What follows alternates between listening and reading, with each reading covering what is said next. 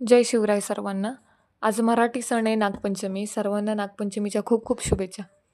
सध्या इन्स्टा आणि फेसबुक आणि आता यूट्यूबवरच्या रील आणि व्हिडिओ बघून जवळची लोकच बोलत आहेत, "हे ऑनलाईन टाकून तुला काय मिळतं? हे चांगलं नाही." यावर माझं उत्तर होतं, की लोकांनी बघावं यासाठीच टाकते आणि दुसरी गोष्ट आपण समाजाचं काहीतरी देणं लागतो. मग ते कोणत्याही गोष्टीतही असो. बरं सगळ्या लोकांपर्यंत आपण भेटून बोलू शकत नाही. पण हां, आपल्याकडं सोशल मीडिया नावाचं वादळ आहे बरं का. ते जगभर कुठलीही गोष्ट पोहोचवते आणि आता त्या 4 लोकांची गरज पण पडत नाही. कोणाला काय घ्यायचं आहे हे ज्याच्या त्याच्यावर डिपेंड करतं. पण असो.